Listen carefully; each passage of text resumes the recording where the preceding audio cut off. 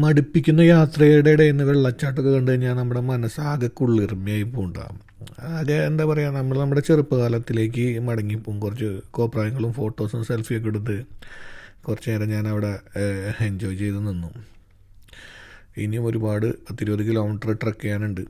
അപ്പോൾ പ്രകൃതി അതിൻ്റെ നല്ല ബ്യൂട്ടിഫുൾ ദൃശ്യങ്ങളും അതോടൊപ്പം തന്നെ അതിൻ്റെ എന്താ പറയുക സംഹാര താണ്ഡവമാടുന്ന കുത്തൊഴിച്ചു പോകുന്ന നദീനെ നമുക്ക് കാണിക്കുന്നുണ്ട്. ഞാൻ ആ വളവൊക്കെ അങ്ങോട്ട് ഇവിടെ കണ്ടില്ലേ, സെയിം ഇതുപോലെ ബ്രിഡ്ജ് ഉണ്ടാക്കിയത് ഇവിടെ പാലം തകർന്നു പോയതായിരുന്നു. അപ്പോൾ അവർ നാട്ടുകാരെ കൂടിയിട്ട് ഒരു തരം മരപ്പാലം ഉണ്ടാക്കിയിട്ടുണ്ട്. അപ്പോൾ അതിലാണ് നമ്മൾ ക്രോസ് ചെയ്യണത്.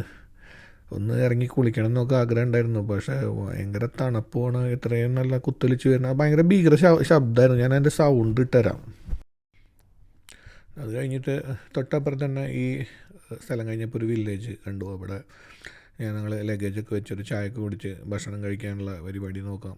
അപ്പോൾ ഒരു ഫാമിലി, അപ്പോൾ അവരെ വീട്ടിൽ ഒരു ഭക്ഷണം ഉണ്ടാക്കി കൊടുക്കുന്ന പോലെ യാത്രകൾ നല്ല ചൂട് ചായ കിട്ടി. അപ്പോൾ ഇനി അവർ ഭക്ഷണം ഉണ്ടാക്കാമെന്ന് പറഞ്ഞ് കുറച്ച് നേരം വെയിറ്റ് ചെയ്യണമെങ്കിൽ, അപ്പോൾ നമ്മളവിടെ കുറച്ച് നേരം റെസ്റ്റ് എടുത്തിട്ട് ഭക്ഷണം കഴിച്ചിട്ടാണ് ഇനി യാത്രയുള്ളൂ. അപ്പോൾ ഞാൻ ആ സ്ഥലമൊക്കെ ചുറ്റി കണ്ടിട്ട് വരാം. അവിടെ സാധാരണ വില്ലേജ് പോലെ തന്നെ പശുക്കളും ബാക്കിയുള്ള കോഴി അതൊക്കെ തന്നെയുള്ളൂ.